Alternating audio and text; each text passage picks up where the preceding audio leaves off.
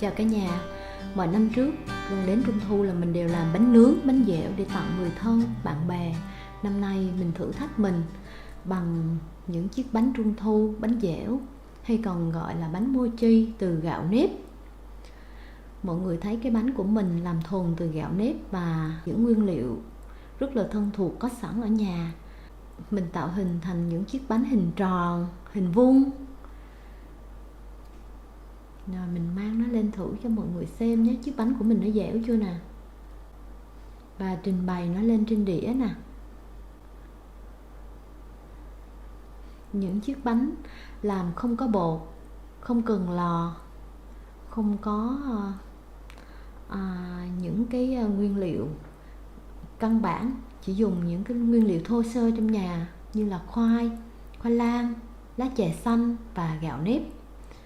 Và đây là bánh nhân khoai lang tím nè. Mình tạo hình thành bông hoa rồi mình làm cái nhụy. Mình sẽ trình bày nó lên trên đĩa.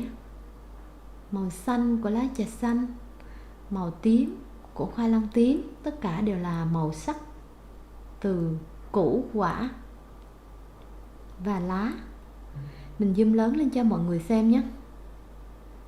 Nhìn nó cũng rất là sang trọng phải không? Bây giờ cùng mình vào bếp nhé. Mình đông cái lon sữa bò nếp đó, lưng một lon, khoảng 240g. Nó bằng với một chén. Mình sẽ mang nó đi vo sạch nè. Mình vo sạch cái gạo nếp này. Sau đó mình sẽ lấy một cái chai nhựa, mình cắt, mình làm cái phễu để mình đổ cái gạo nếp này vô trong bình thủy. Mình ngâm cho nó nhanh. Cái gạo nếp sau khi vo sạch đó, mình đổ một chén nước vào. Mình đổ vào bình thủy xong thì mình sẽ pha một chén nước sôi và một chén nước nguội. Như vậy cái phần nước để ngâm là 2 lạnh 1 sôi, ngâm 6 tiếng. Mình đổ ra thì sẽ được những hạt nếp nó như thế này. Và mình sẽ bóp thử nha, để coi nó mềm cỡ nào. Mình vò thử một cái, mình thấy nó nát nè. Vò thêm một cái nữa thì nó thật là nát luôn. Như thế này là mình mang đi xay. Mình xay một mẻ này với 1 ly nước. Xay kỹ thì mình sẽ được những cái bột rất là mịn. Mình lọc nó qua rây. Mọi người thấy chưa, nó không còn cái gì lợn cợn nữa, chỉ có bọt thôi. Mà mình múc thử lên để mọi người thấy nha. Nó cũng đã rất mịn nè, không còn lợn cợn luôn, chỉ có bọt thôi. Mình đổ vào trong cái hũ và mình đậy lại, mình chờ cho nó lắng. Trong khi đó mình sẽ đi xay đường cát khoảng 1 chén lưng, tương ứng với 130g. Mình xay cho nó thiệt mịn để mình pha với bột khô, để chút nữa mình trộn bột đó. Rồi xay mịn thì mình sẽ có một cái chén đường như thế này. Cái phần bột nếp đó mình sẽ lọc, đổ chắc lấy cái nước cốt ở dưới. Khoảng 240g gạo nếp thì mình sẽ lấy được 480ml bột nước. Và bây giờ mình sẽ đi làm khoai lang tím. Mình cắt ra từng khoanh. Sau đó mình sẽ ngâm nó vào trong một cái chậu nước muối để cho nó khỏi bị thâm đen. Mình hấp nhiều khoai lang tím để mình ăn á, chứ còn nếu mà dùng á thì khoai tím và khoai vàng này nè, mình chỉ cần lấy mỗi thứ 1 chén bột khoai lang thôi là được.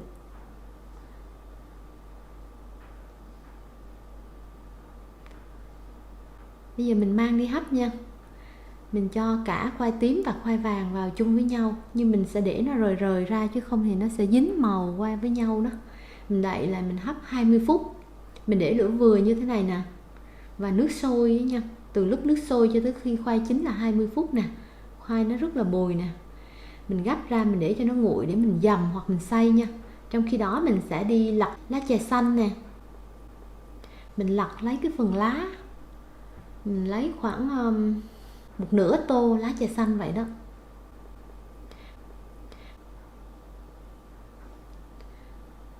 Nè, những chiếc lá chè xanh của mình sẽ mang đi rửa nha. Sau khi rửa sạch thì mình cho vào cối xay, mình xay với một ly nước, xay thiệt kỹ để lấy cái nước màu xanh và lấy cái mùi thơm của chè xanh. Xay xong thì mình sẽ lọc nó qua cái miếng vải và một cái rây để cho nó kỹ.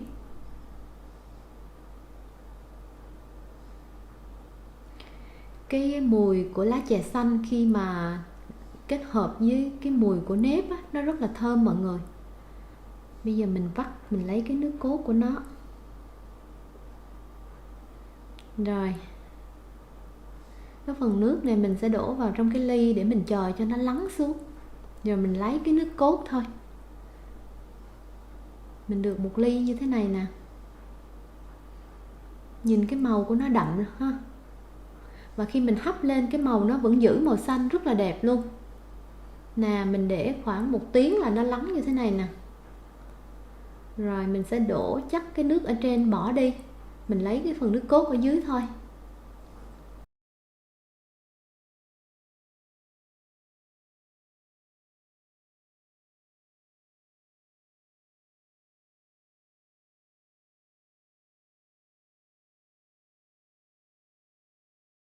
Hồi nãy giờ sau khi chuẩn bị các thành phần, mình có nguyên liệu là khoai tím khoai vàng xay khô, mỗi thứ 1 chén, mè rang sẵn 1 ít, dừa nạo sấy 1 ít,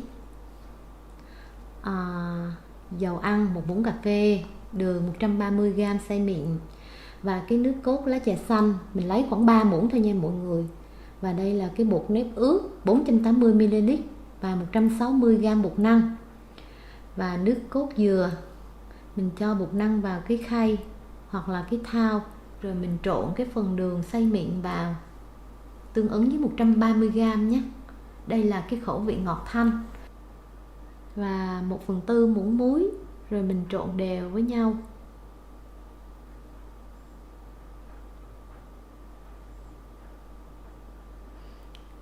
Cái phần bột khô này mình trộn cho đều nha mọi người. Sau đó mình dùng cái bột nếp nước á, mình đổ vào để mình trộn lên.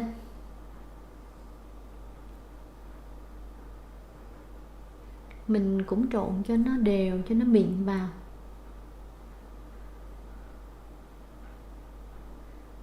Cái độ sệt nó như thế này nè.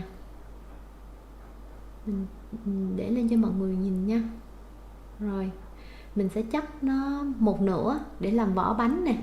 Cái phần vỏ bánh mình sẽ cho 1 muỗng cà phê dầu ăn vào và mình chia làm 2 để mình lấy 1 phần là vỏ bánh trắng, 1 phần là vỏ bánh màu xanh chè xanh.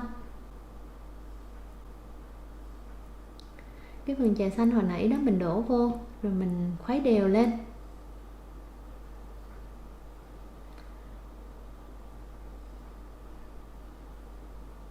Khuấy cho nó mịn, nó đều lên. Rồi nó đều rồi nè, màu xanh rất đẹp luôn. Và cái phần nhân cũng chia làm 2 luôn. Mình cho một cái chén bột khoai tím vào, mình cho 2 muỗng nước cốt dừa. Cái phần bột của cái phần nhân á, mình không cho dầu ăn bởi vì có nước cốt dừa nè. Rồi mình đảo sơ qua, rồi mình dùng cái phần tư bột đó mình đổ vào, mình trộn đều.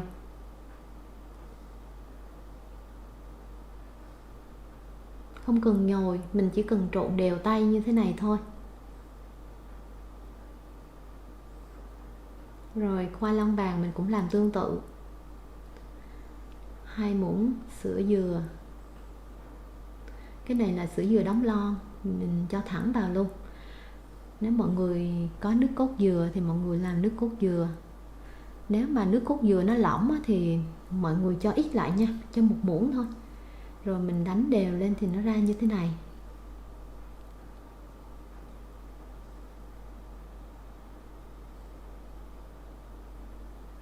Cái khoai lang vàng nó sẽ khô và mịn hơn là khoai lang tím. Khoai lang tím thì nó sẽ ướt và dẻo hơn. Mình thoa dầu lên cái khuôn hấp và mình sẽ đi hấp cái phần bột màu xanh trước. Mình dùng 1/2 thôi. Mình hấp nó 10 phút với lửa vừa nha, và nước đang sôi. Sau đó thì mình sẽ cho tiếp cái phần nhân màu vàng lên, rồi mình hấp tiếp 10 phút nữa, cũng để lửa vừa luôn. Rồi chín rồi nè, mình mang bánh ra, mình để cho hơi nguội nguội một chút ở nhiệt độ phòng. Khi nó còn ấm ấm thì mình cậy ra, mình dùng màng bọc mình bọc lên cái thớt, xong rồi mình sẽ lấy bánh ra rất dễ dàng như thế này nè. Rồi mình cuộn bánh lại thành hình xoắn ốc. Mặt bánh nó rất là mịn nha, và cái màu lá chè xanh nó rất là đậm, rất là đẹp luôn. Mình chỉ cần vo sơ thôi, rồi mình dùng cái sợi chỉ đó mình kê qua, sau đó mình sẽ cắt bánh bằng sợi chỉ. Cái bánh mình nó sẽ mịn lắm. Mình không dùng dao cắt, bởi vì dùng dao nó sẽ, bánh nó dẻo, nó sẽ khó cắt lắm. Cái sợi chỉ mình chỉ cần để qua như thế này thôi, rồi mình siết nó lại, rồi mình đẩy nó lên, rồi mình tách ra là xong. Nếu mà mọi người có cái khuôn nó lớn hơn thì có thể xoắn được nhiều vòng hơn. Cái phần bánh này nếu mình ăn còn dư á, mình đậy thiệt kỹ, mình để ngăn mát tủ lạnh. Trước khi mình ăn thì mình lấy ra khoảng nửa tiếng thì nó sẽ trở lại như cũ nè. Và mình rắc mè lên ở trên mặt để cho nó đẹp và ăn nó cũng giòn giòn thơm thơm. Mình lấy cái bánh ra cho mọi người xem nha. Cái bánh từ gạo nếp nó có độ đàn hồi và độ dẻo, và có một chút bột năng vào thì nó sẽ đứng nữa, trong đó rất là mịn luôn mọi người. Cái phần vỏ nè, nhìn nó mướt chưa? Rồi mình kéo thử nha. Cái phần nhân nó rất là dẻo thơm luôn, và mình cắt thử theo cái kiểu cắt làm tư giống như bánh dẻo trung thu vậy đó. Ăn bánh này và uống nước chè xanh cũng rất ngon, và trung thu của mình như vậy cũng rất là tuyệt vời phải không mọi người? Bây giờ mình sẽ hấp phần nhân vàng trước cho cái phần bánh vuông của mình nha. Cũng hấp 10 phút. Cái phần bánh này á, mình sẽ hấp cái bột màu xanh ở trên mặt, để khi mình tạo hình nó thì cái mặt nó mịn, nó đẹp. Rồi 10 phút rồi nè, cái mặt nó rất là mịn luôn. Mình lấy nó ra, mình cũng sẽ để cho nó hơi nguội nguội một chút, rồi mình sẽ dùng cái phới á, mình cắt nó ra tạo hình vuông như thế này nè. Rất dễ dàng luôn phải không? Rồi mình rắc một ít dừa nạo sấy lên. Nếu mọi người không có dừa nạo sấy, mọi người có thể giã mè ra, hoặc là giã đậu phộng ra, hoặc là dùng cái bột khoai vàng á, mình rắc lên cũng đẹp. Rồi mình sẽ lấy thử ra một cái nè.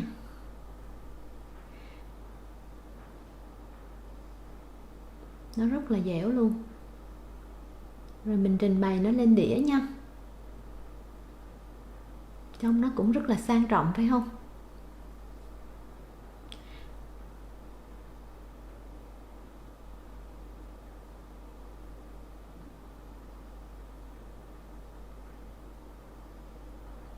Xong được cái phần bánh chè xanh rồi, chè xanh phối với lại khoai lang vàng rồi nè. Mình sẽ đi làm bánh màu trắng và khoai lang tím nha. Mình lau dầu xong mình đổ hết cái phần bột màu trắng vào trong một cái khuôn lớn hơn. Rồi mình sẽ cho vào, mình hấp 10 phút lửa vừa. Nó chín rồi nè, mình mang ra mình cậy, rồi mình cho ra cái thớt. Phần khoai lang tím cũng vậy, mình cho vào mình hấp một lần luôn. Và mình sẽ có cái phần nhân như thế này. Khi còn ấm ấm thì mình bắt đầu mình cuộn lại, để mình làm cái phần nhân của nó, cuộn lại và vo tròn, mình lăn trên cái thớt luôn. Khoai của mình nó rất là dẻo, rất là mịn và không dính thớt luôn. Mình cắt hai cái đầu đi.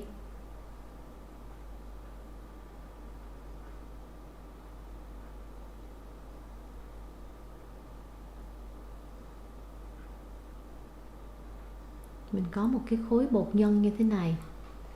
Khoai tím làm cái nhân này nó rất là mịn đẹp luôn. Mình cái khuôn mình nó tròn á, nên mình sẽ cắt cái góc mình bỏ đi, rồi mình cho phần khoai tím lên để mình cuộn lại. Cái này thì mình cuộn tròn thôi, không cuộn xoắn ốc, bởi vì mình sẽ làm cánh hoa đó.